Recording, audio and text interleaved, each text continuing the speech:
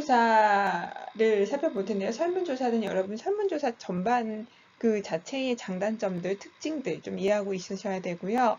그리고 설문조사가 과거에는 거의 우편 설문으로 되다가 요즘에는 전화 설문도 같이 활용이 되다가 최근에는 온라인 설문이 또 오히려 더 많이 활용되는 그런 모습들이 보여요.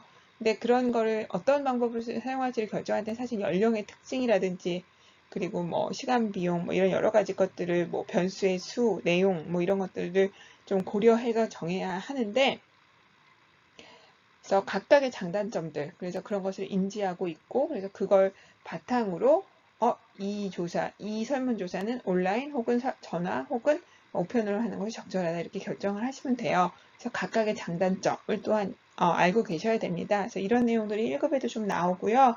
1급 시험에도 우리도 좀 다뤄보도록 할게요.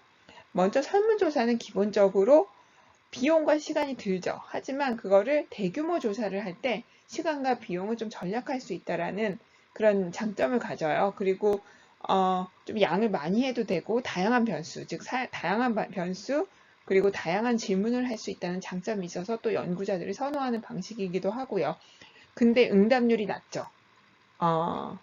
응답률이 낮고 그리고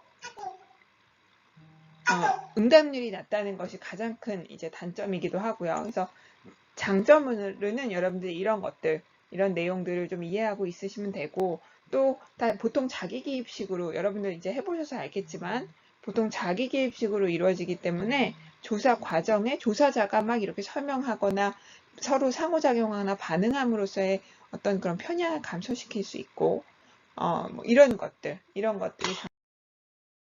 가장 큰 단점은 사실은 낮은 응답률이에요. 설문 응답 안 해주는 거죠. 여러분들 요즘에 전화로 뭐 설문해달라 그러면 뭐 아우 저 어렵습니다. 시간 없습니다. 이러고 끊는 경우들 많죠. 낮은 응답률. 그래서 랜덤하게 사람들을 이렇게 추출해서 그 사람들한테 연락을 했지만 너무 응답률이 낮아서 결국에는 그 표본을 완전히 대표한다고 말할 수 없다는 거, 뭐 이런 거 어렵고요. 그리고 응답 상황을 통제하기 어렵다는 거. 내가 예를 들어서 누군가에게 그 우편으로 설문조사를 해달라고 보냈어요. 근데 그 사람이 안 하고 그 사람의 가족이 했을 수도 있죠. 뭐 이런 것들. 그리고 어떤 상황에서 했는지 이런 거 통제하기 어렵다는 거고요. 그리고 굉장히 모두가 이해할 수 있는 일반적이고 쉬운 질문들로 대체로 구성해야 되기 때문에 뭐 어렵고 복잡하고 아주 심층적인 그런 내용을 조사하는 데는 좀 한계를 가집니다. 전반적으로 이런 특징을 갖고요. 설문조사 절차는 여러분들 크게 질문 내용, 우리가 뭘 조사할지를 결정하고요. 그 다음에 수집 방법을 결정하고요. 그 다음에 그 내용을 조사하기 위한 척도하고 문항 그런 것들을 결정하면 그 다음에 어떤 문항들을 넣을지를 다 결정했으면 그 다음에 질문 순서를 결정하고요. 질문 순서는 일반적인 거에서 구체적인 걸로, 쉬운 거에서 어려운 걸로,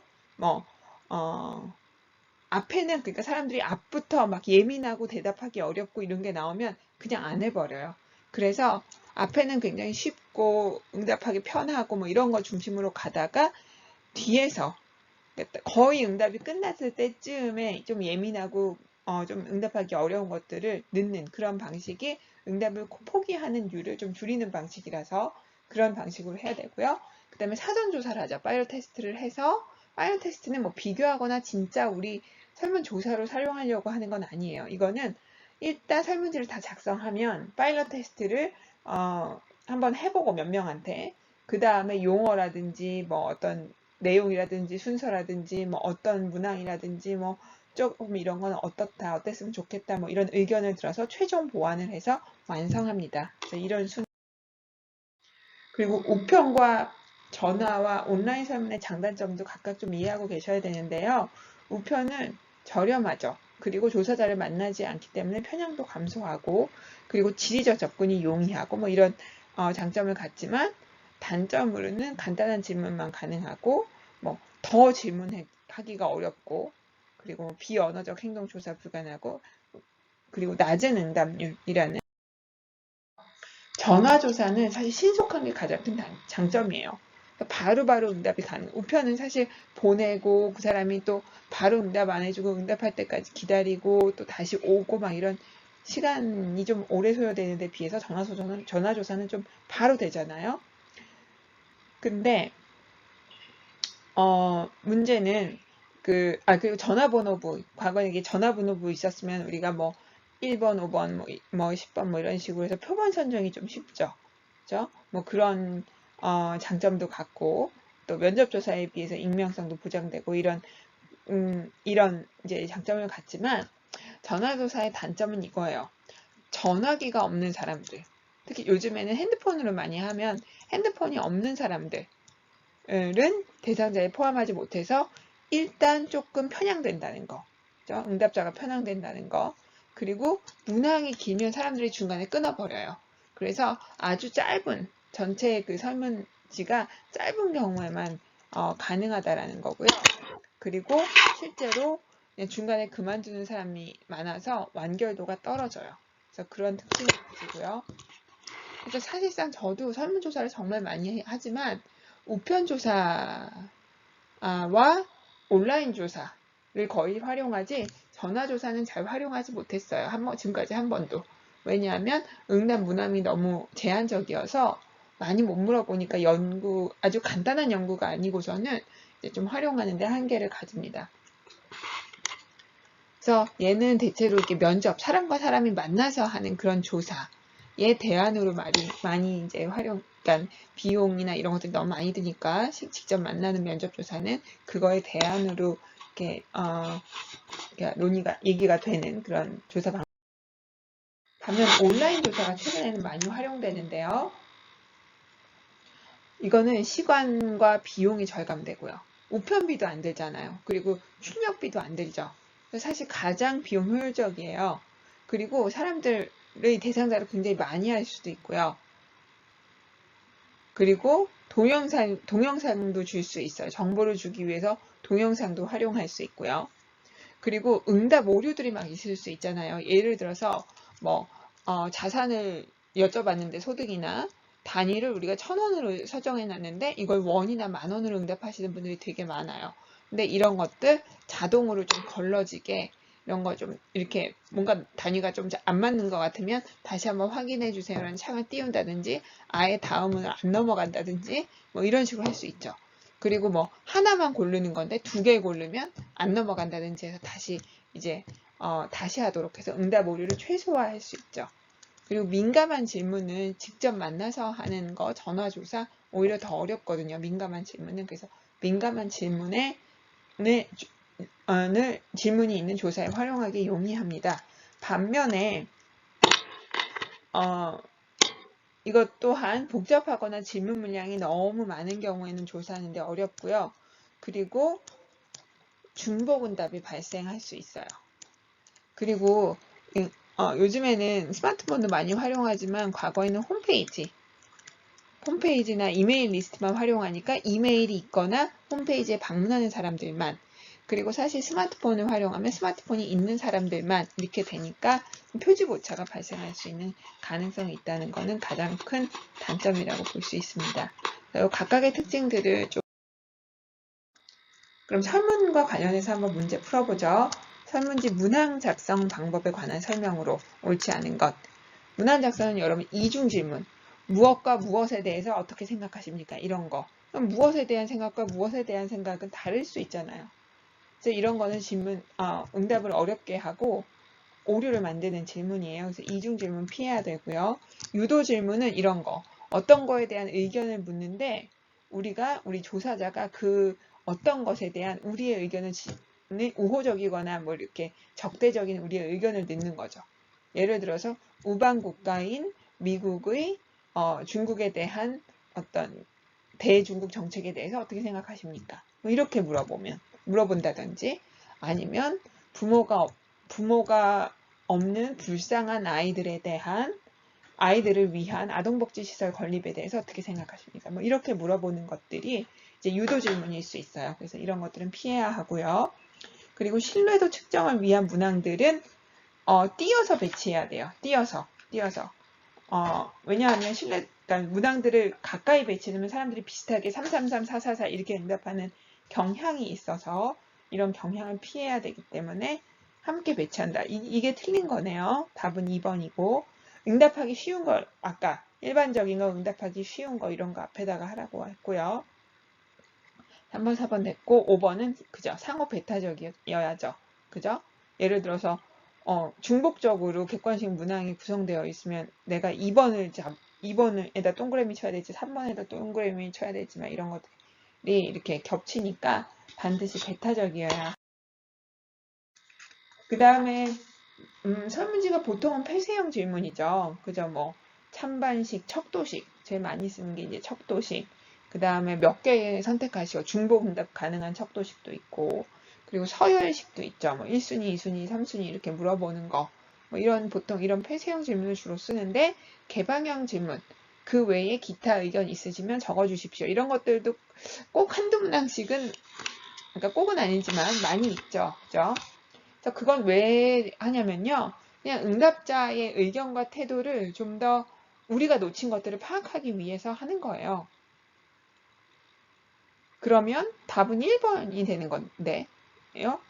틀린 게 아니라 틀린 거죠. 그죠? 응답자의 의견과 태도를 파악하기 위함이다. 이게 맞는 말이니까 파악하기 어렵다는 틀렸고. 두 번째는 그죠? 이제 개방형 질문은 주관식 사식 질문에 대한 응답을 우리가 해석해야 되니까 해석할 때 응답의 자의 편견, 내가 생각하는 대로 좀 그거를 해석할 수 있죠. 그리고 자료를 분석하고 해석하는 것 자체가 사실 좀 어렵고 통계적 처리의 한계를 갖죠. 그리고 응답자들이 이거 딱 이렇게 객관식이나 폐쇄형 질문을 이렇게 하다가 주관식 질문 나오고 주관식 질문 연속적으로 나오면 딱 하기 싫어지고 막 부담스럽잖아요. 부담을 줄 수 있어서 사실은 설문지에서 많이 활용하면 응답률을 많이 떨어뜨려요. 그래서 답은 1번이 되겠습니다. 폐쇄형 질문에 해당하는 것을 모두 고르시오. 여과형 나오죠. 여과형 질문이 있은 다음에 수반형이 나오죠. 예를 들어서 무슨 프로그램에 만족하십니까? 뭐 이런 거 물어보고 여과형으로.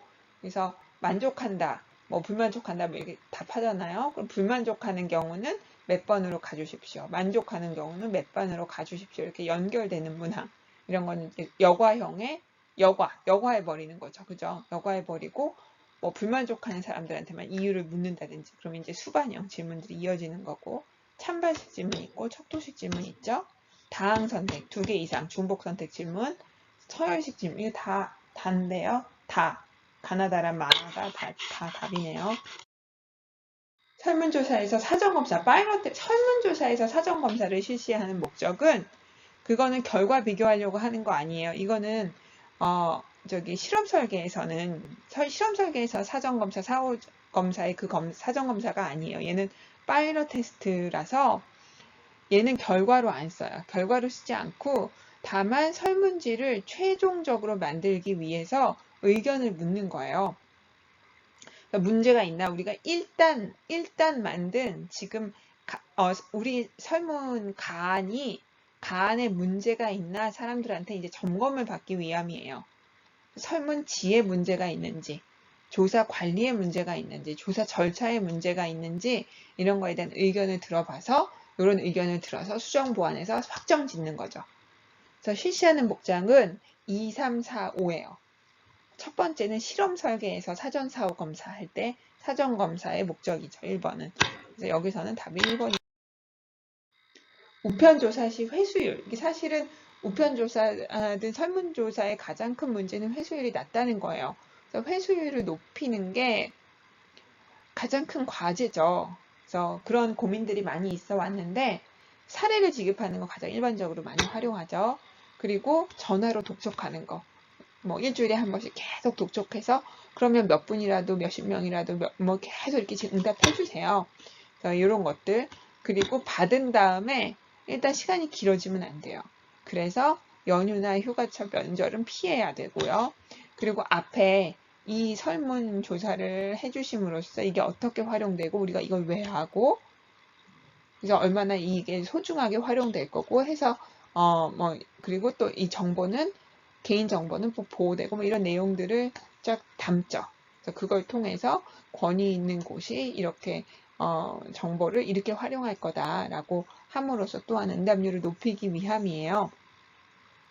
그리고 우편 조사할 때는 봉투도 이렇게 반송 봉투도 잘 넣어서 보내고 그 주소랑 우표 다 붙여서 보내고 그리고 가능하면 예쁜 봉투 사용하고 뭐 이런 것들도 다 응답률을 높이는 방법으로 얘기됩니다. 이것도 다인 것 같은데요. 가나다라마. 가고요. 욕구조사, 다음으로 욕구조사 한번 다뤄보도록 하겠습니다.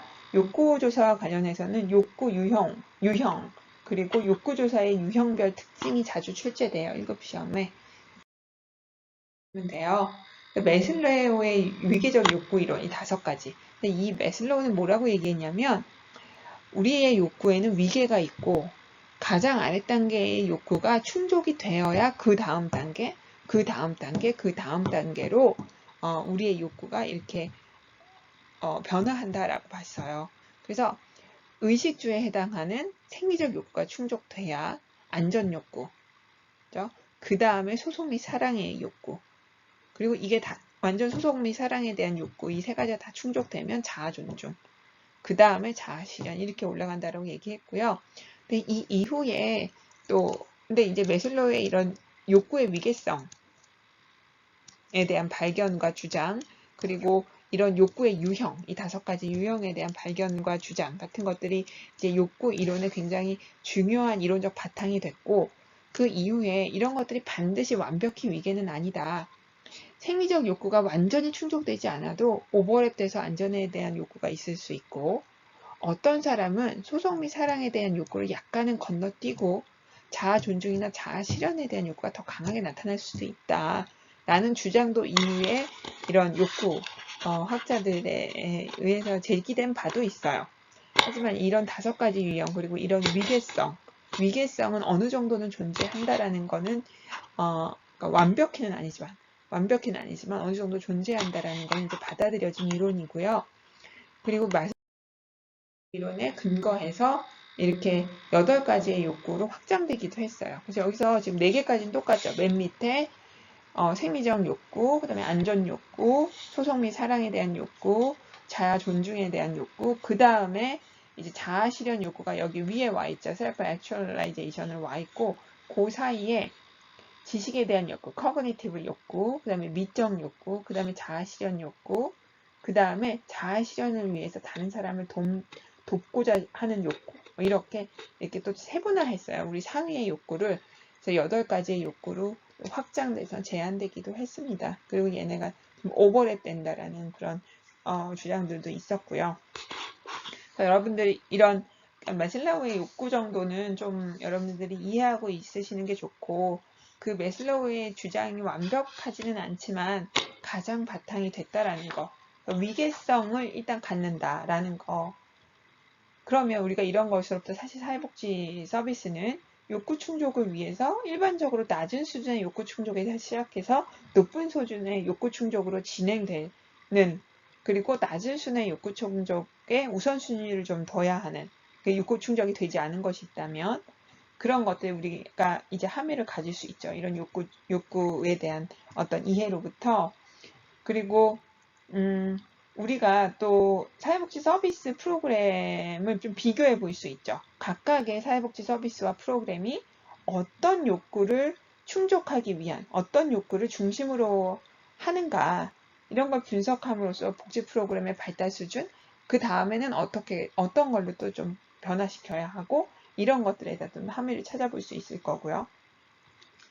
그래서 이런 욕구에 대한 이해가 우리가 필요한, 그리고 브래드쇼는 우리 욕구를 4가지로 또 나눠서 얘기했어요. 이 사람은 위계성을 아니라 우리 욕구가 우리가 그러니까 이런 규범적 욕구는 전문가들이 판단하는 거예요. 너는 이 발달 단계에 이런 상황에 있으니까 이런 욕구가 있을 거야. 뭐 이런 식으로 전문가가 권위라든지 일반적 여론이라든지 조사라든지 뭐 이론이라든지 이런 걸로부터 전문가가 판단해서 제안하는 거예요. 이때는 이런 욕구가 중요하고 이때는 이런 욕구가 중요하고 그래서 너는 이런 욕구가 있을 거고 그러니까 이 지역사회는 이런 욕구가 강하니까 이런 프로그램을 하고 뭐 이런 식으로 하는 게 이제 규범적 욕구. 인지된 욕구는 우리가, 당사자가 인지하는 거, 느끼는 거.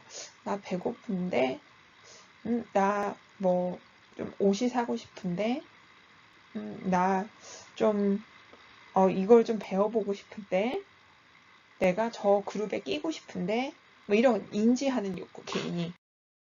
그 다음에 이 인지된 욕구가 더 강해지면 표현되겠죠. 엄마한테, 엄마 나 배고파 밥 줘. 그죠? 저 여기 조인해도 되겠습니까? 이 동아리에 저도 들어가도 되겠습니까? 혹은 뭐 찾아간다든지, 그리고 뭘 배우고 싶었던, 그렇게 느꼈던 인지가 정말로 학원에 찾아가던가, 뭐, 이런 유튜브 강의를 찾아본다든지, 뭐 이런 어떤 걸로 나타나면 그게 이제 표현된, 행동된 욕구가 되는 거고요. 그리고, 욕구 유형을 좀 살펴봤고요. 욕구 조사 방법들은 이런 것들. 지역사회 공개 토론회 공청회라고 우리가 보통 부르는 게 이거고요. 그리고 주요 정보 제공자 조사, 서비스 제공자 조사, 서비스 이용자 조사. 서비스 제공자, 이용자 다 주요 정보 제공자로 또 들어갈 수 있어요.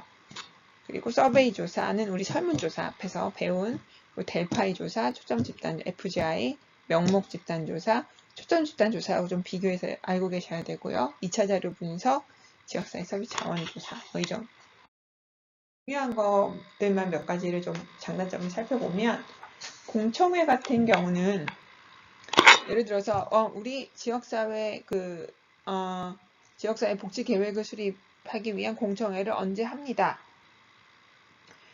모두 와서 우리 지금까지 좀 정리한 내용을 듣고 의견을 주세요. 뭐 이렇게 하는 걸 하면 거기 가서 관심 있는 사람들이 거기 가서 의견을 막 얘기하는 거예요. 근데 여러분들 중에 우리 지역사회 복지계획을 수립하기 위한 공청회가 모든 시군구에서 다 있거든요. 그게. 모든 법적으로 다 하게 되어 있어서 다 해요. 근데 여러분들 혹시 가본 사람이 있어요? 가본 사람 되게 적어요. 실제로 가는 사람들이 별로 없어요. 그래서 이거는 사실 많은 사람들로부터 다양한 의견을 듣기 위해서 굉장히 간단하게 할 수 있는 거죠. 이날 그냥 날 잡아서 지금까지 파악된 것들 얘기하고 여기 담기지 않은 것들 혹은 덜 강조된 것들 혹은 덜 필요한데 많이 강조된 것들 이런 거에 대한 의견을 듣고 최종적으로 그 복지계획을 수립하기 위한 또한 정보를 활용하고 의견을 이제 수립하고 조사를 하는 방법인데, 문제는 여기에 이해관계가 얽힌 사람들, 그리고 이익진단들이 여기 와서 막 이렇게 얘기를 할 수 있죠. 예를 들어서 장애인, 뭐 발달장애인 부모들 집단, 장애인 단체가 와서 막 얘기한다든지, 노인 단체가 와서 얘기한다든지, 이렇게 되면은 특정 욕구나 이슈가 마치 장애인과 노인에 대한 욕구가 우리 지역사회에서 가장 높은 것처럼 사실상 그렇지 않은데 그렇게 부각될 수 있다라는 거예요. 그래서 이게 가장 큰 공청회의 한계이고요. 그리고 사실 또 많이 쓰는 방법이 주요 정보 제공자 조사예요. 이것과 관련해서 잘 아는 전문가들, 뭐 그런 사람들을 모아가지고 이분들한테 의견을 듣는 거죠. 예를 들어서 지역사회 복지 계획이면은 그 지역사회에서 오랫동안 활동해온 복지시설 현장 전문가라든지 복지 전담 공무원이라든지 혹은 오랫동안 이용해온 뭐 이용자 대표라든지 뭐 시민단체라든지 이런 분들 몇 분을 모셔놓고 혹은 각각 선택해서 이분들한테 의견을 듣는 거죠. 우리 지역사회에 어떤 욕구가 있는지, 그래서 어떤 프로그램이 필요하고 서비스가 필요한지. 근데 요게 정보 제공자 선정이, 그럼 이거는 전문가의 시각을 반영할 수 있고 욕구 파악에 용이하고 전문가들이니까 주요 정보 제공자들이니까 자원들도 잘 알고 있어요. 그죠? 그래서 비교적 쉽게 많은 정보를 알 수 있는 굉장히 효율적인 방법에서 많이 활용되는데 실제로. 근데 누군가 주요 정보 제공자를 누구를 선택하느냐가 굉장히 조사자가 자의적으로 그걸 결정할 수 있죠. 그래서 바이어스가 발생할 수 있고요.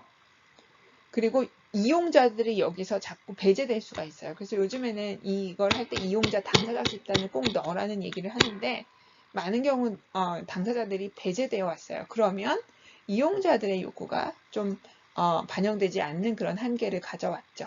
그래서 그런 것들을 여러분들 좀 아셔야 되고요. 그래서 서비스 제공자들만, 그러니까 현장 전문가들만 하는 조사를 또 따로 하기도 하고, 또 이용자들만 하는 조사를 따로 하기도 하고, 그래서 이용자들 조사는 이제 이용자들의 욕구는 가장 잘 반영하는데 전반적인 욕구는 반영하지 못할 수. 그리고 사실 공청회, 주요 정보 제공자 조사 많이 하고요. 서베이 조사 많이 해요. 지역 주민들 혹은 또 우리 이용자들한테 서베이 조사 많이 하는데 광범위한 지역 주민 의견 욕구 파악 가능하죠. 그죠? 근데 시간과 비용이 소요되고 지역사회 주민들한테 잘 표본을 만들어 갖고 조사하는 것 자체가 좀 어려울 수 있죠. 그죠? 이런 또 한계를 갖고요. 델파이는 전문가 조사예요. 그러니까 전문가들이 의견이 합의될 때까지 계속 설문조사를 계속 해나가는 거예요. 예를 들어서 우리 지역사회에 가장 필요한 사회복지 서비스 10가지를 적어주세요라고 지역사회 사회복지 전문가 10분한테 보내요. 그럼 10분이 이렇게 보낼 거 아니에요? 그 중에서 한 7개, 8개가 겹쳤어요. 그럼 7개, 8개를 또 다시 보내요. 이 중에서 다시 5개를 골라주세요. 그럼 또 받아요. 그 다음에 거기서 또 몇 개 나올 거 아니에요? 그럼 다시 보내서 이 중에서 3개를 꼽아주세요. 뭐 이런 식으로 반복적으로 설문조사를 하면서 전문가들 간의 합의를 이렇게 해나가는 그런 과정이에요. 그래서 전문가들의 합의에 의한 욕구 파악인데, 그리고 실제로 만나서 하게 되면 FGI 방식으로 전문가를 10분을 모여서 하게 되면 그 중에서 목소리 큰 사람 혹은 그 중에서 가장 영향력 큰 사람 한두 명의 의견이 가장 중요한 것처럼 이렇게 되는, 그리고 다른 사람들이 그리고 별로 딱히 의견을 강하게 내지 않는 사람들은 그냥 그냥 그 말이 맞는 것 같아요. 이런 식으로 후광 효과나 편승 효과가 나타날 수 있는데 그런 걸 좀 통제할 수 있죠. 그죠? 이렇게 딱 각각 이렇게 설문조사를 보내서 받는 방식이니까. 근데 이거를 계속 이렇게 의견을 조금씩 모아 수렴해가는 과정에서 조정자, 조사자의 가치와 주관은 또 반영될 수 있는 한계를 갖죠. 다음으로 FGI 초점 집단 조사는 주요 정보자들 몇 명을 모아서 그 사람들을 같이 그룹 면접을 하는 거예요. 그리고 과학적 체계적인 조사 방법의 하나고요. FGI는 집단 역동을 활용해요. 이 사람 의견 들어보니까 저도 비슷한 그런 경험이 있었고 관련해서 이런 의견이 있어요. 그러니까 내가 미처 생각하지 못한 것들도 어떤 집단 역동에 의해서 더 막 풍성하고 그런 의견들이 나올 수 있죠. 적극적이고 그런 의견들이 나올 수 있어서 굉장히 많이 활용되는 또한 방법이에요. 조사 방법으로 가장 많이 활용돼요. 설문조사하고 이 FGI가. 근데 참여자 선정에서 이게 잘 되지 않으면 문제 발생 가능할 수 있고 진행자에 따라서 집단 역동이 발생하지 않을 수도 있어요. 혹은 그걸 저해하기도 해요. 그래서 이런 부분들이 중요하다라는 거고요. 2차 자료 분석은 사회 지표 같은 거 우리 이용할 수 있죠. 그죠? 실업률, 고용률, 장애 출연율, 이런 것들. 어디서 다친 비율, 교통사고가 난 횟수, 이런 것들이 이제 사회 지표고요. 자료 수집과 분석이 용이하고 시간 비용이 2차 자료 분석은 다 시간과 비용을 줄일 수 있어요. 그리고 객관적인 자료로서 가장 신뢰성과 타당성이 높죠. 하지만 나는 우리 지역사회 행복 수준이 궁금해요. 서초구에, 중구에, 은평구에 이런 게 궁금해요. 우리 지역 청소년의 행복 수준이 궁금해요. 근데 그게 조사되어 있지 않다면 2차 자료는 얻을 수가 없죠. 그죠? 그래서 그렇다는 거고요. 행정 자료는 그러니까 이미 있는 어떤 행정 자료들, 그죠? 지자체라든지 이런 데서 이미 모아놓은 자료들, 혹은 중앙부처에서 모아놓은 자료들, 그런 것들을 활용해서 지난번에 지방정부가 지역사회 주민한테 이런 조사를 했더니 이런 결과가 있었는데 3년 전에는 지금은 이런 걸 추정해 볼 때 이럴 것이다 라고 보고 이제 활용해 볼 수 있는 거죠. 행정자료는 사회 지표보다는 좀 내용이 풍성해서 내용은 더 많을 수 있는데 더 다양한 정보 파악은 가능한데 우리가 원하는 바로 그 자료로서 활용되는 데는 좀 한계를 가져요. 그리고 요즘에는 이 개인정보보호법 때문에 행정 부처에서 자료를 잘 주지 않아요. 그런 한계도 가지고요. 이런 어떤 주요 욕구조사 방법들의 특징들 하고 계셔야 되고요. 관련해서 문제 한번 풀어보겠습니다.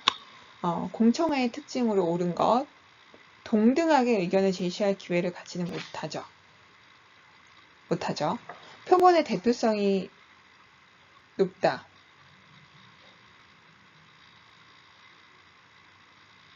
높지 않은데 이거는 딱 그러니까 일부 사람들만 오고 이해관계가 있거나 이익 집단인 사람들이 주로 참여함으로써 어떤 욕구를 좀 왜곡하는 문제들이 있을 수 있어요. 그래서 기업과 니은은 둘 다 아니고 실행 가능성은 되게 높죠. 사실 가장 쉽게 할 수 있는 방법이고 그래서 뭔가를 정할 때 공청회를 무조건 하도록 해요. 거의. 그리고 이익 집단의 영향력을 배제할 수 없다. 그렇죠. 그렇죠? 리을만 맞는 것 같은데요. 기억 아니고 니은 아니고 디귿 아니고 리을만 맞네요. 답은 4번이 되겠습니다. 욕구조사를 위해 일반적으로 활용되는 자료 수집 방법이 아닌 것은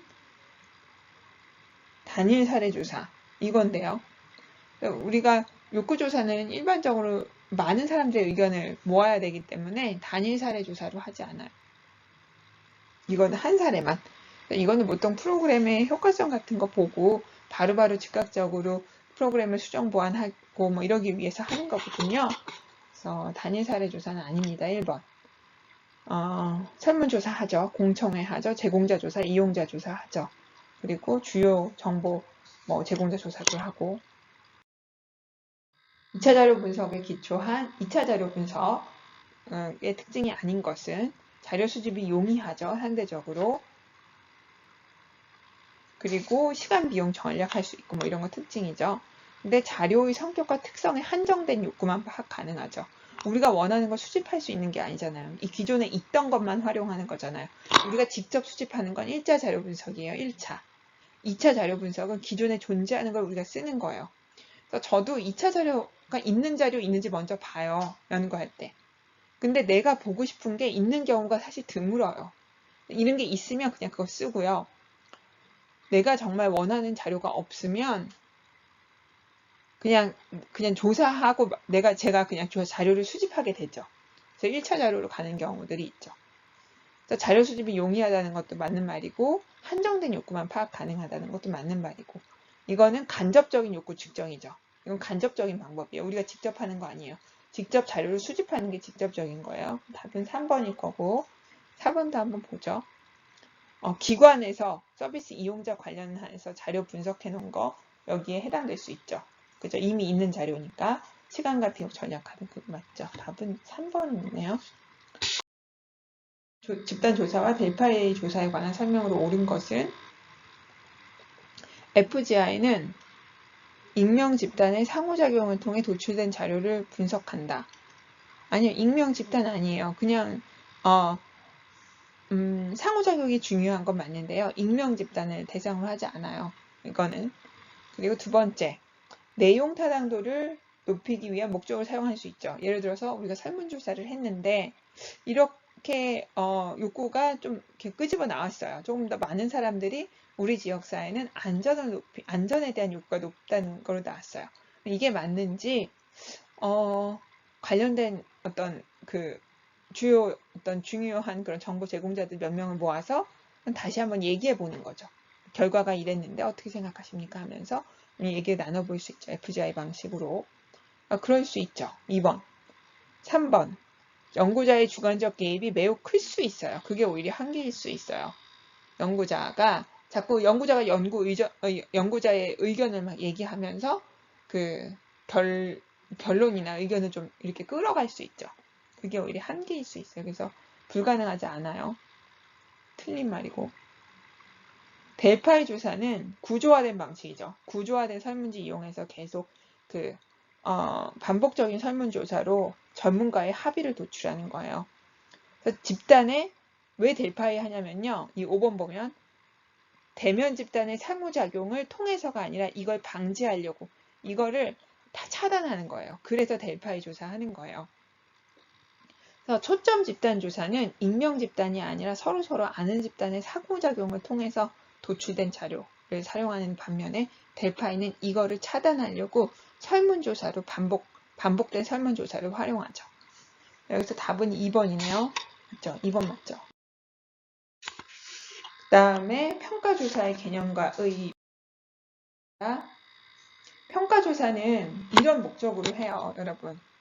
프로그램이나 기관 평가를 하는 거예요. 그래서 첫 번째는 이 프로그램이 성공적인지 않은지, 그래서 확대할지 유지할지 축소할지 아니면 종료해버릴지 이런 정보를 얻기 위해서 활류적 정보, 의사결정을 위한 활류적 정보 제공을 위해서 하고요. 두 번째는 우리가 세금이든 후원 받은 돈이든 그런 돈을 활용해서 프로그램이나 서비스를 했어요. 근데 그게 어떤 효과가 있었는지, 어떤 성과가 있었는지 우리 사회에 보고해야 되잖아요. 그죠? 우리 사회로부터 받은 돈을 가지고 한 거니까 그래서 사회적 책임성을 이행하기 위한 수단으로서 하고요. 세 번째, 우리가 처음에 이 조사론이 필요한 이유로 증거기반 실천이라는 얘기를 했잖아요. 계속 증거를 쌓아가는 거예요. 증거를. 이렇게 했더니 어떻게 변했고 이런 프로그램 내용을 했더니 어떤 결과가 있었고 이런 부분은 좋았고 이런 부분은 좀 보완해야 되고 이런 건 계속 증거를 찾아가고 그걸 통해서 또 이론을 형성하고 이 이론에 기반해서 또 프로그램을 개선하고 또 개발하고 이렇게 하느라고 하는 거가 되는 거죠. 그리고 실천 현장에서 또 이런 것들을 요구하고 그래서 이런 이유들로 이제 평가조사는 한다. 평가의 기준은 사실 학자들에 따라서 조금씩은 다르게 제안해 왔는데 이런 것들이 프로그램의 기준으로 많이 활용돼요. 노력성 얼마나 많이 투입했는지, 몇 시간, 몇 명이, 이런 것들. 효과성은 그래서 목표가 예를 들어서 취업을 하는 거라든지 직업 역량을 향상하는 걸 자격증을 따는 거라든지 영어 역량을 향상하는 거, 학업 성취도를 높이는 거라든지 자존감을 높이는 거, 우울감을 낮추는 거 이런 게 있을 거 아니에요. 목표가. 이걸 얼마나 달성했는지 90% 달성, 70% 달성, 130% 달성 이거 하는 거고요. 효율성은 비용 투입 대비 투입한 비용 대비 편익은 얼마나 있었는지 그리고 비용 효과는 얼마나 있었는지 예를 들어서 여기는 3천만 원 가지고 50명한테 서비스를 했는데 B기관은 3천만 원 가지고 똑같은 프로그램을 1000명한테 했어요. 그래서 여기는 자격증을 아까 몇 명한테 했다 그랬죠? 500명한테 했다 그랬나? 500명한테 했는데 300명이 자격증을 땄고요. 여기는 1000명한테 해서 600명이 자격증을 땄어요. 같은 3천만 원 가지고. 요런 게 이제 효율성이에요. 비용 대비 효과 같은 거 보는 거. 그래서 요런 게 이제 들어간 비용을 고려하는 거. 이제 효율성. 그래서 사실은 비영리 조직, 그러니까 사회복지 조직과 같은 비영리 조직에서 효율성은 다소 간과해 왔는데요. 보다 최근에 들어서면서부터 점차 그 중요성이 강조되고 있는 그런 평가의 기준입니다. 그래서 우리도 굉장히 중요시해야 되는 부분이고요. 그리고 클라이언트 만족도, 서비스 질, 이건 거의 전문성으로 봐요. 그리고 과정, 그리고 과정에서 보통 이런 것들을 보는데 과정상에 공평했는지 형평했는지 이런 것들 얘기가 되고요. 그리고 영향성, 얼마나 많은 영향, 임팩트를 줬나 이런 것들입니다. 통합평가가 제일 바람직하죠. 실제로 많이 이렇게 하기도 하고. 두 번째는 정성평가는 수량화된, 그러니까 정량평가, 양적평가는 밑에 정량평가부터 할게요. 이거는 계량화된 자료, 수량화된 자료로 하는 거예요. 그래서 취업률, 소진율, 완결률, 그리고 참석률, 향상률, 이런 거. 그리고 그래서 뭐가 얼마나 변했고, 행동 빈도가 얼마나 문제 행동, 공격 행동이 10회, 하루 10회에서 7회로 감소했고, 뭐 이런 거. 그리고 뭐 영양 프로그램이었으면은 뭐 영양 정도가 얼마나 개선됐고, 뭐 이런 거 보는 게 이제 양적 평가고요.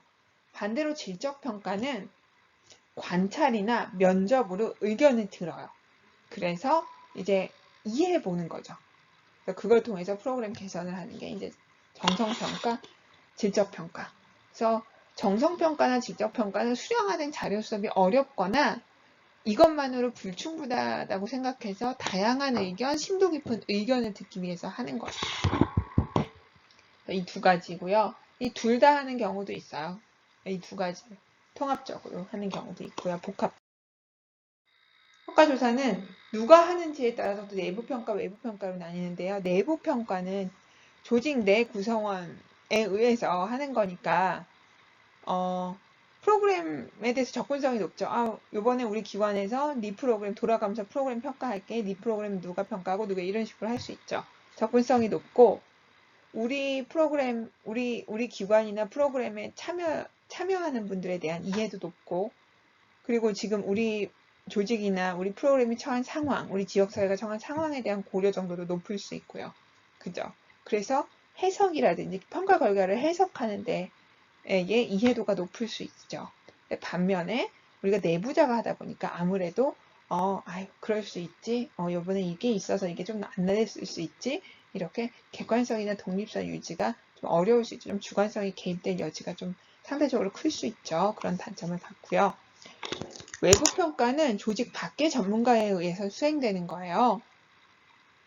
그래서 얘는 가장 장점은 내부 평가와 반대로 평가의 객관성과 독립성이 유지된다라는 거예요. 근데 외부 평가는 그 조직이나 프로그램을 운영하는데 이 내부적인 상황이라든지 그 이해도가 낮다 보니까 그 결과를 해석하는 데에 이해도가 또 낮을 수 있다는 한계를 반대로 가져요. 각각의 장점과 단점이 또한 각각의 다시 장점과 단점이 서로 얘네들은 될 수 있다는 문제를 풀어보면 관련해서 평가조사와 관련해서 첫 번째 A복지관에서는 전년 대비 예산 축소로 인해 현재 운영하고 있는 서로 다른 프로그램들의 성과를 동일한 가치 기준으로 평가하여 차등 지원하였다. 이거 뭐죠? 여러분 서로 다른 프로그램의 성과를 동일한 가치 기준으로 평가해요. 여기서의 동일한 가치는 다시 얘기하면 편익이에요. 그러면 편익을 비교해 보는 거예요. 들어간 예산 대비. 그러면 아까 비용 편익 평가가 되는 거죠. 그죠? 답은 3번이 되겠네요. 그래서 투입 대비 베네핏이 수익이 많은 프로그램이 무엇인지를 판단하는 거예요.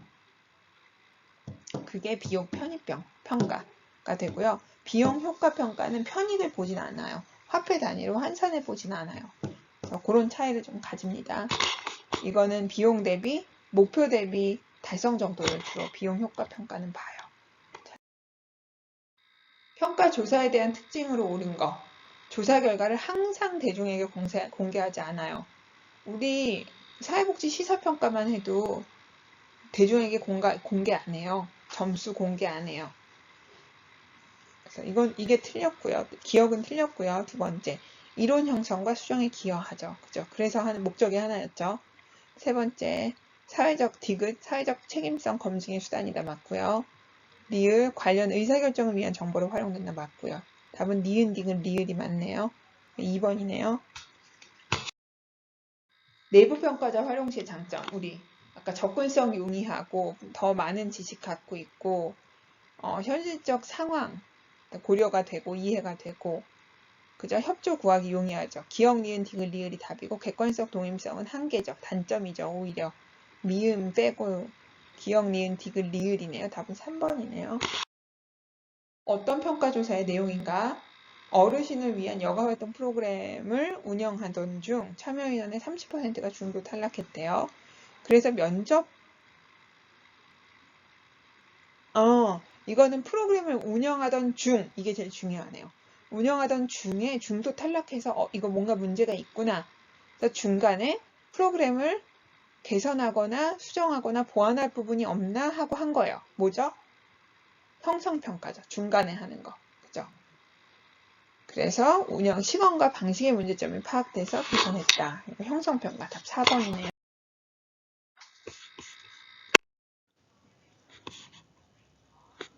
네, 다음으로 관찰 2차 자료 내용 분석. 강에 대한 어떤 내용을 한번 다뤄볼게요. 관찰은 여러분들 지적 자료 분석의 한 방법이고요. 2차 자료는 우리가 이미 있는 우리가 직접 자료를 수집하는 게 아니라 예를 들어서 우리가 설문조사라든지 FGI라든지 관찰이라든지 이런 걸 통해서 직접 자료를 수집할 수 있잖아요.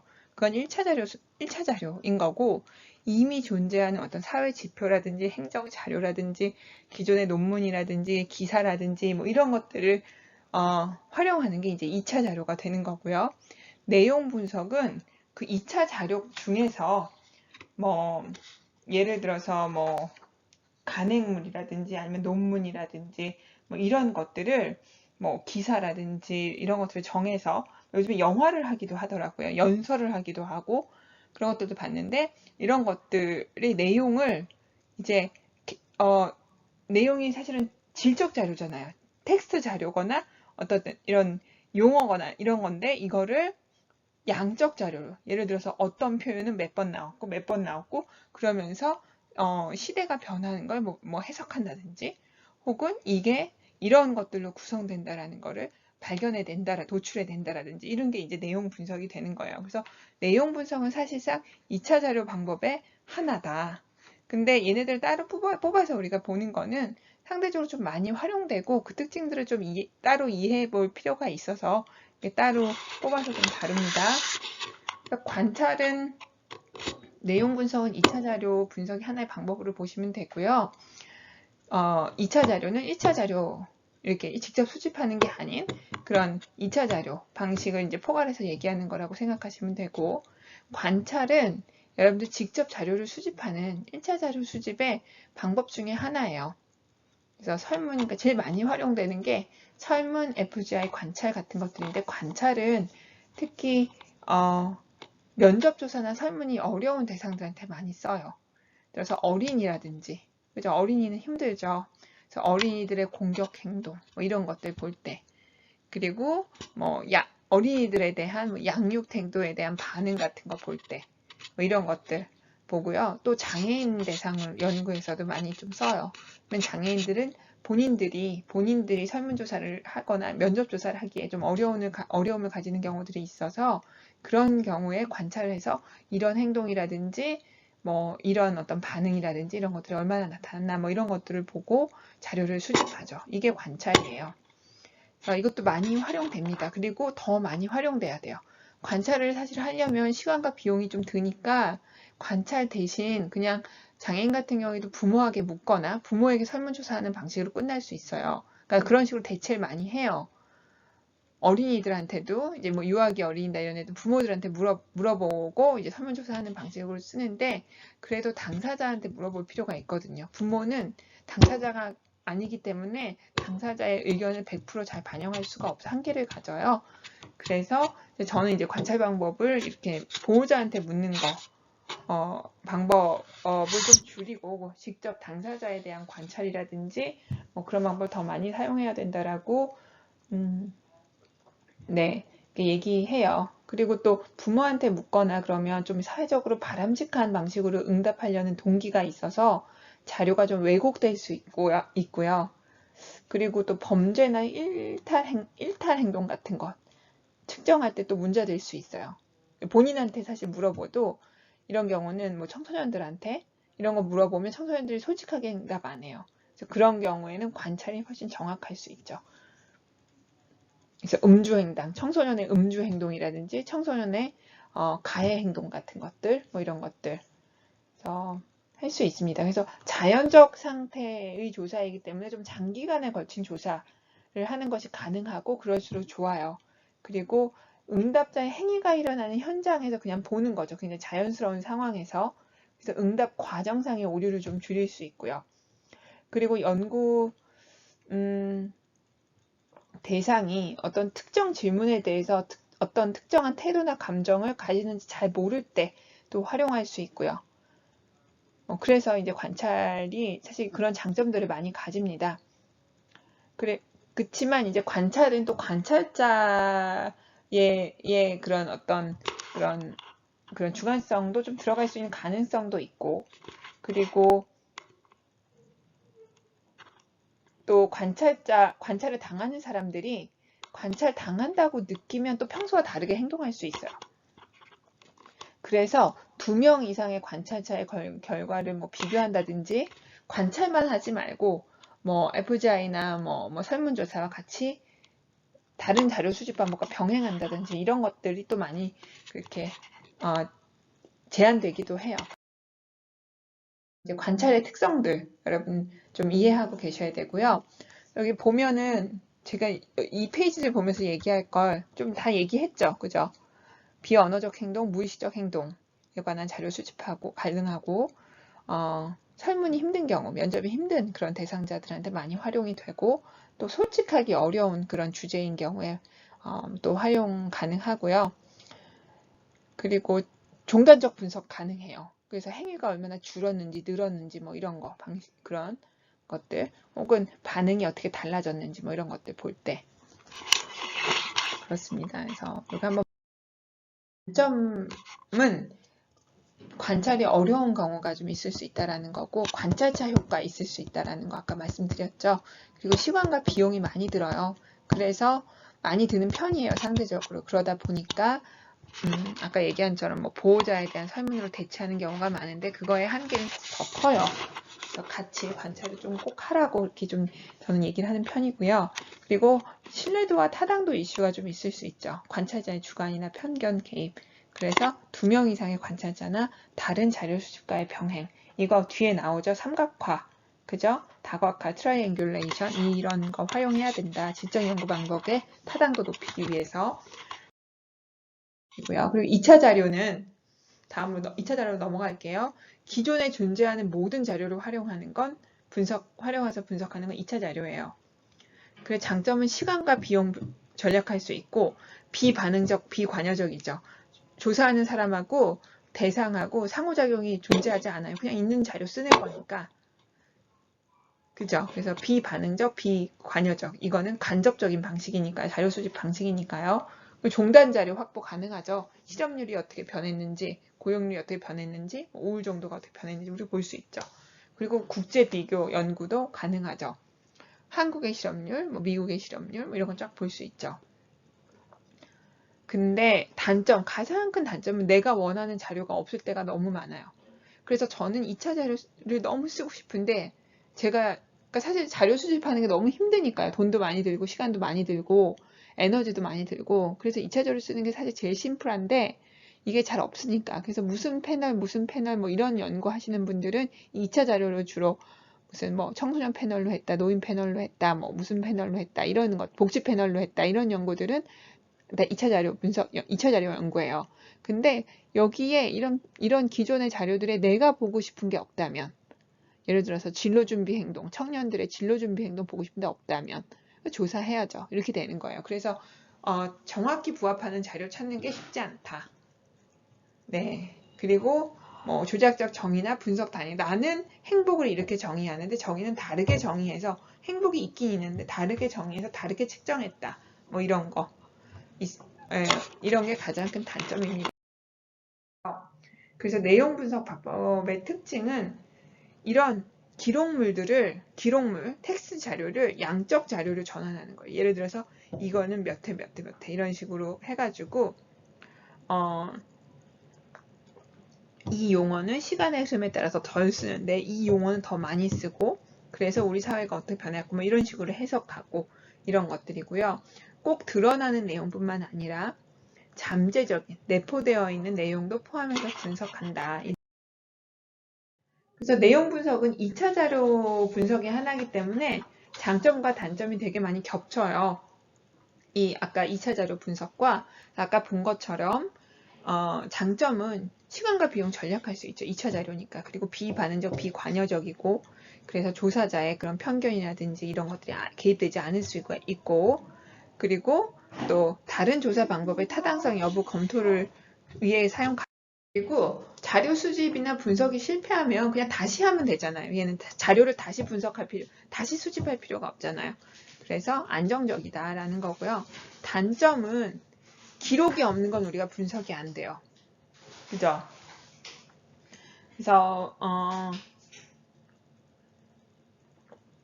그래서 이제 있는 것들만 쓰기 때문에 실제적인 타당도 확보가 어렵다. 그래서 이 사회는 기록물을 보니까 이렇다고 우리가 한번 생각해 볼 수 이렇게 얘기한다면 실제로 그렇지 않았는데 그 기록물들이 뭐 공교롭게 그렇게만 남아 있어서 그런 부분들이 더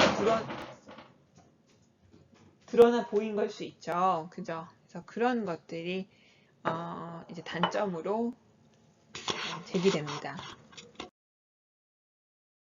자, 마지막으로 질적 연구 방법론을 한번 봅니다. 질적 연구 방법론도 양적 연구 방법론과 동일하게 과학적이고 체계적인 연구 방법론을 활용한 거예요. 그래서 똑같이 과학적 연구 방법론이에요. 똑같이 과학적으로 체계적인 그런 연구 방법론인데 그 안에 양적 연구 방법론, 질적 연구 방법론이 있는 거고요. 각각의 장단점이 있고 그 장단점이 서로 굉장히 보완적이에요. 그래서 요즘에는 이 둘 다를 활용하는 통합 방법론에 대한 그런 통합 방법론 얘기도 많이 되고요. 그래서 비교해 보면 양적 연구 방법론과 질적 연구 방법론은 사실 접근법이 다르죠. 양적 연구 방법론은 객관적 세계를 굉장히 강조해요. 그래서 가설을 먼저 정하죠. 기존에 있는 이론들이나 문헌들을 검토해서 가설을 정하고 이럴 것이다. 기존의 발견들이 이랬으니까 나는 이럴 거로 가정을 하고 그래서 조사를 해갖고 굉장히 그런 어떤 표준화된 절차에 따라서 가설을 검증해 보니까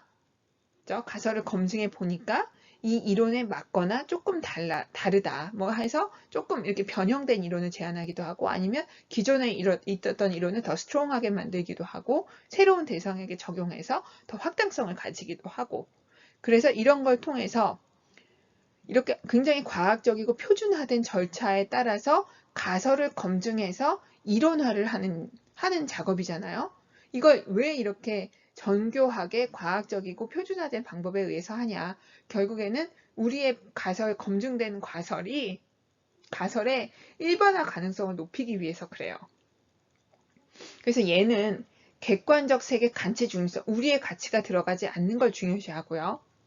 그리고 모든 현상은 기존에 있던 이론에 의해서 나타나는 거라고 봐요. 그렇기 때문에 가설을 정해놓고 연역적인 방식으로 표준화된 절차를 활용해서 그걸 검증하고 그걸 일반화하는 거를 추구하죠. 그래서 통제 전후가 높은 거고요. 근데 이러다 보니까 우리가 놓치는 굉장히 심도 있고 그런 과정상의 부분들이 굉장히 많은 거예요. 그래서 그거를 보완하는 방법으로 또 질적 연구는 주관적 세계를 굉장히 중요시해요. 그래서 조사자, 관찰자의 가치, 윤리 이런 것들도 그런 게 들어가는 걸 나쁘다고 보지 않아요. 양적 연구는 그건 지향해야 된다고 보는데 질적 연구는 그건 있을 수 있다고 봐요. 그걸 인정하고요. 그리고 과정과 맥락에 관심을 둬요. 현상이 나타난 과정과 맥락. 이런 과정에 따라서 이런 결과가 나타난 그 과정과 맥락에 굉장히 관심을 두고요. 그래서 이런 것들을 다 고려해서 심도 깊게 현상들을 이렇게 보고 과정 이런 걸 보다 보니까 먼저 가설을 정해놓는 게 아니라 그런 거를 통해서 귀납적으로 이론이 마지막에 이렇게 제안해 보는 거죠. 좀 더 탐색하는 방식으로. 그래서 얘는 과정과 맥락과 주관성을 강조하기 때문에 일반화 가능성은 낮고 추구하지도 않아요. 그래서 통제도 덜 하는 거죠. 하지만 얘는 굉장히 개별화된 그런 발견들이 있고 또한 심도 깊은 이해와 그런 발견이 또한 가능한 그런 접근 방법입니다. 연구 방법입니다. 이런 어떤 이렇게 대립되는 특징들을 좀 이해하시고요. 요 두 개예요. 각각의 양적 연구 방법과 질적 연구 방법에 대립되는 그런 특징에 대한 이해로부터 여러분들이 좀 그렇게 이 질적 연구 방법의 특징을 좀 이해하시고 그러면 그 연구 주제별로 더 적합한 연구 방법을 한번 생각해 보죠.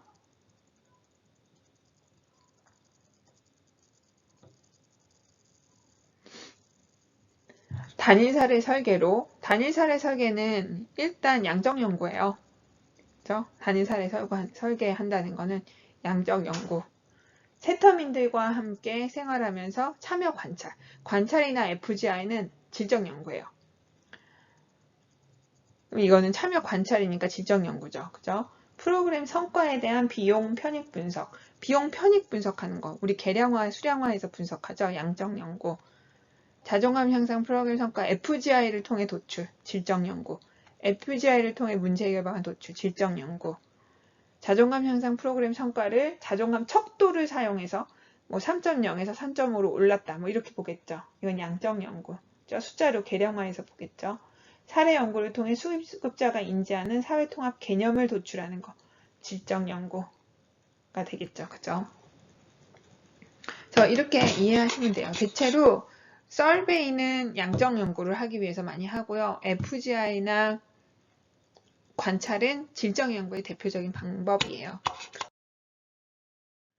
그리고 이제 질적 연구에서는 근데 신뢰도하고 타당도가 굉장히 너무 떨어질 수 있잖아요. 그죠? 왜냐하면 개인의 주관성을 강조하고 어떤 외부 요인들을 덜 통제하기 때문에. 그래서 그럼에도 근데 신뢰도와 타당도가 너무 낮으면 사실 그 결과를 우리가 믿을 수가 없고, 그죠? 그 결과가 옳게 도출됐다고 얘기할 수가 없잖아요. 그러니까 질적 연구에서도 질적 연구의 접근법을 지키되 신뢰도와 타당도를 높이기 위한 방법들을 활용하는데요. 첫 번째는 아까 얘기한 트라이앵귤레이션 전략이에요. 삼각화, 다원화라고 얘기하기도 하는데 다양한 이론, 다양한 조사 방법, 다양한 조사자, 다양한 자료를 활용하는 거예요. 그래서 이론도 다원화하고요. 여기 이 학자는 이렇게 이론을 제안했지만 B 학자는 이렇게, C 학자는 이렇게. 그래서 우리가 이렇게 면접도 해보고 관찰도 해보니까 뭐 조금씩 대동소이한 전반적으로 보여지는 모습은 비슷하지만 조금씩 다른 그런 모습들이 보인다.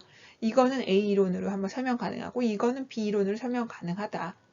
그래서 뭐 이런 식으로 우리가 한번 얘기해 볼 수 있을 거고요. 연구 방법론은 또 질적과 양적을 다 쓸 수 있고 그죠? 이렇게 다원화함으로써 타당도를 높일 수 있죠. 그냥 많이 활용되는 거예요. 그래서 저도 거의 요즘에는 설문조사하고 FGI를 같이 해요. 설문조사를 통해서 양적으로 보여주면서 그걸 이제 질적으로 백업 같이 하는 거죠.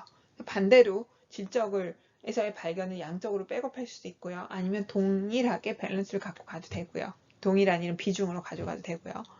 관찰자를 다원화할 수도 있고, 그죠? FGI 하는 면접을 하는 사람을 또 2명 이상을 쓸 수도 있죠.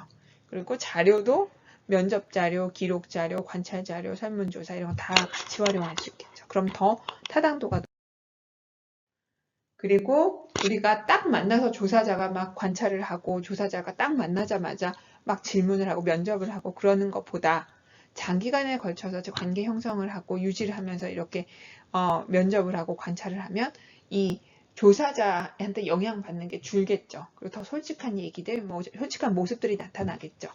그래서 장기간에 걸친 관계 형성과 유지도 도움이 되는 부분이고요. 그리고 어디팅은 모든 기록을 남기라는 거예요. 추후 언제라도 확인 가능하고 다시 돌아가서 분석해 볼 수 있도록 관찰과 인터뷰, 자료 수집과 분석의 모든 과정을 기록해서 남기라는 거고요. 모든 과정, 우리가 이렇게 해서 이렇게 했고, 이렇게 해서 이렇게 했고, 이렇게 해서 이런 결과들이 나왔고, 이렇게 됐고, 이런 것들을 완전히 내가 이 연구를 조사를 수행했지만 제3자가 내가 오디팅한 걸 보고 내가 한 것과 동일하게 할 수 있을 정도로 그렇게 감사 자료를 아주 철저하게 남겨야 하고요. 그리고 동료의 조언과 점검, 그리고 결과가 일단 도출이 되면 그걸 조사 대상자한테 한번 보여주고 같이 한번 얘기해 볼 수도 있겠죠. 그리고 또 반대되는 결과에 대한 선행 연구 같은 자료를 또 검토해 보는 것들이 또 타당도를 높일 수 있는 신뢰도와 타당도를 높일 수 있는 방법일 수 있습니다. 지적 연구의 방법에 대한 설명으로 옳지 않은 거. 근거 이론은 이론의 생성이다. 그쵸? 1번 맞는 말이죠. 문화기술지. 특정 집단의 문화를 이해하기 위한 거다. 맞죠? 현상학은 경험의 본질과 의미. 맞죠? 질적 연구 방법에서는 자료 수집원을 다양화하여 연구의 엄격성을 높일 수 있죠. 5번 맞죠? 4번 맞죠? 5번. 연구 결과에 반대되는 증거를 검토하는 거는 연구자가 편견에 빠지지 않도록 하는 게 아니라 이것도 엄격성을 높이는 거예요. 타당도하고 신뢰도를 높이는 거. 그래서 이것도 타당도와 신뢰도를 높이기 위한 맞는 방법인데요. 목적이 틀린 거예요. 연구자의 편견에 빠지지 않도록 하는 게 아니라 연구의 엄격성을 높이는 거다. 답은 근거이론 연구 방법에 대한 설명으로 옳지 않은 것은 근거 상호작용 강조해요. 상호작용을 이용하고요. 상호작용을 통해서 이제 자료 수집을 하는 거고요. 두 번째, 귀납적 접근을 통한 이론 개발이죠. 그렇죠. 맞죠. 이게 딱 그 근거 이론 연구 방법의 목적이죠. 3번, 자료 수집 완료 후 아니에요. 완료하지 않고 코딩해 가면서 패턴화 해 나가죠. 답이 3번인데요. 네, 그리고 4번은 범주해가며 자료를 코딩하죠. 얘는 코딩해서 패턴을 찾아내죠. 범주화해 나가죠. 5번 의도적 표직 방법을 활용할 수 있죠. 그쵸? 그쵸? 네. 맞네요. 연구 대상자들이 특정 상황이나 경험을 어떻게 경험 들어가면 현상학. 답 4번. 현장 조사 연구 방법에 대한 설명으로 옳지 않은 것은 질적 연구의 대표적인 자료 수집 방법이고요. 그리고 문화기술지에서 이제 현장에 들어가서 하는 방법으로 많이 쓰죠. 직접 조사 대상자가 상황 속에 참여해서 하는 거고요. 그래서 자연적 상태에서의 생각과 행동을 보는 거고요. 문화기술지에서 제일 많이 활용돼요. 문화인류학이라든지 1, 2, 3, 4번 다 맞는데요. 5번은 경험적 자료를 토대로 이론 개발을 목적으로 하면 근거 이론이네요.